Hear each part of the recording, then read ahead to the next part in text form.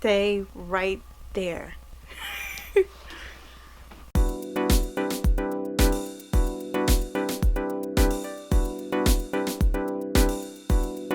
Hey guys, it's me Alex and I'm back with a new video for you guys. As you may know, I recently had a trip to Paris last month and you may have seen the vlog. If you haven't, you can watch it right here. Otherwise, I've got 10 tips for you to use if you plan on traveling to Paris anytime soon. Let's get started. Tip number 1. Learn a little bit of French. Learn how to say, do you speak English? Hello, goodbye. Learn how to count to 20. Small things like that are really gonna take you for the long run when you get there. Those who can speak English will be more willing to help you if you can kind of stutter your way through a little bit of the French. That's what happened to me. I used the French that I knew to try to have a conversation with them and then ask them if they could speak English. It's the best way, I promise you. Tip number 2, beware of pickpocket scammers. There are 2 types of scammers you have to be aware of.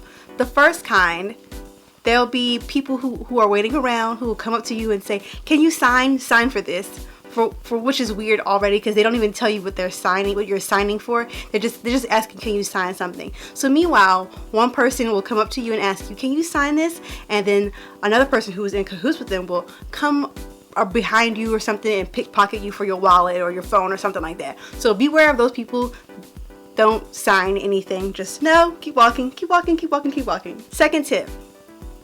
In the really tourist areas like the Eiffel Tower and the Louvre, there are people who sell like little trinkets and stuff, kind of like in New York. One of the scams is they get you to buy some of their stuff for this one particular thing. They'll come up to you and be like, yo, fist pump, respect. And then if you fist bump them, they'll quickly tie something around your arm and try to persuade you to buy it. And you're like, you have to buy it because it's on your arm. So don't fist and bump anybody in Paris. I know it sounds weird, but someone approached me like that too. Someone approached my stepfather with the sign scan, and I was like, no, and I stood to the side and I watched, because it was a guy and a girl and I was watching them. I was like, what's going on here? So just be mindful of those 2 scams because they will try you, and they will try you like real hard. Tip number 3, if you want to go the cheaper route and try not to use Uber or taxis or anything like that, public transportation is very efficient in Paris. The RER Sea line has the most popular attractions. So any of the most major attractions that you want to go to, like the Eiffel Tower, the Louvre, the Palace of Versailles, like any of those attractions, at some point on the sea stop, they will be on that line. If you're ever lost, get to the sea, and the sea will get you where you need to be. Tip number 4. Look into the Paris Pass. The Paris Pass is something that me, my mother, and my stepfather, we all got. And you can get it for 2 days, 4 days, or 6 days. And it's a super thick booklet of all of the things that you could possibly want to do. I know for the 2-day pass it costs like $200, but you have access to so many museums and other attractions. It's unbelievable. It's like a book like this thick of all the things that you can get into just for using this pass. It also comes with the public transportation pass, so you can use it however unlimited many times you want to within the day period that you bought. So if you have a 2-day pass, you can use it comes with the bus pass, well, the public transportation pass for 2 days, and you can use it unlimited amount of times. It's awesome. I definitely recommend it. Tip number 5, get a credit card that does not charge foreign rate exchange fees. I have a Capital One credit card. Capital One will only charge you for the conversion rate. They won't charge you any other fee. They eat up all the other fees. The only thing you'll have to pay extra is the conversion fee, which if you go to most stores, they'll probably ask you if you want to charge it in euros or US dollars. If you charge in US dollars, you won't have to worry about the conversion fee. So that's a good tip. Tip number 6, which is kind of a play off of tip number 5, call your cell phone and your credit cards and your bank companies ahead of time before going over there. You don't want to have to get over there and you try to transfer some money and then you can't because your bank doesn't know, and then there's you don't want that.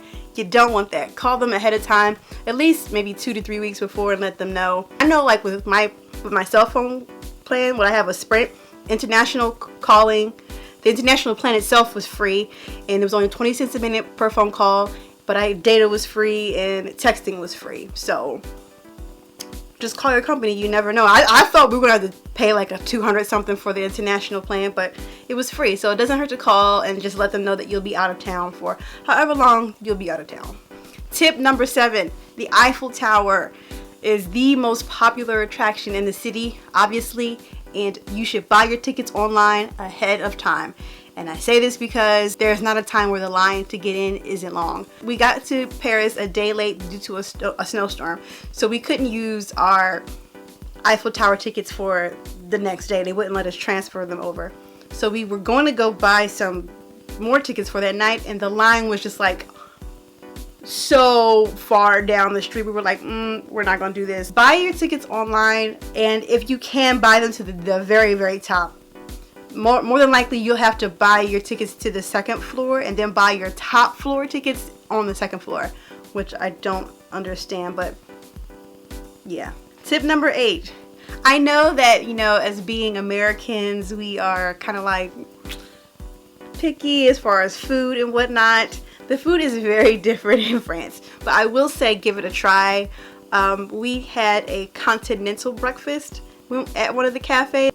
It came with, I'll just show you a picture because it was kind of, I don't want to say it was traumatizing, but eggs and meat and things like that are just so different in France. The McDonald's was way better in Paris than it was in America. I mean, I hadn't had McDonald's in years in America, but I went there, had those chicken nuggets, and I don't know if they was using real chicken nugget meat or what. It was so good. Oh my God. So don't be afraid to go to a small cafe, and it's experience. If nothing else, have the bread, the baguettes, the croissants, the crepes, pastries.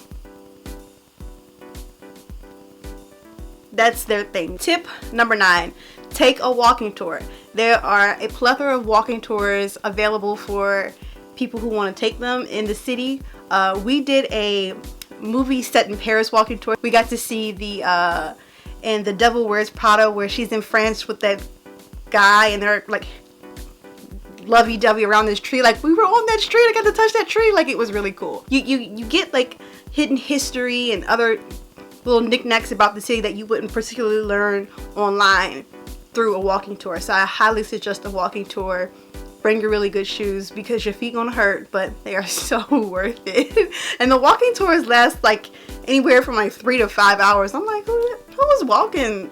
Like, who's just like, oh yeah, we're gonna take a 5-hour walking tour? Like, people are doing that. And my very, very last tip, and this may not bother some of you if you are in the military, but they use the 24-hour clock. We call it military time. So if you have like an appointment for something at 1 o'clock, it's 1,300 hours. So be mindful of that. So I've got this little watch here. I bought it. It was like $15 from Target, and it can change over to military time.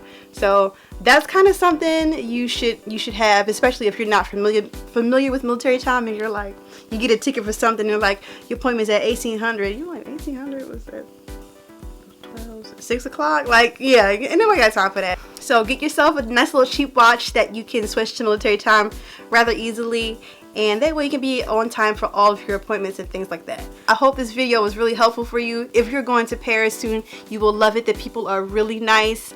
I felt that they would be rude, but they weren't. And all the people are beautiful, and everyone dressed to kill and slay all day. It's a really just, it's a great city. And I hope you have a great time if you're going there soon. Otherwise, that's it. Please follow me on Instagram and Twitter at @Alex_triple_. I love to meet new people, and I love talking to new people. So hit me up, and I will see you guys later. Bye.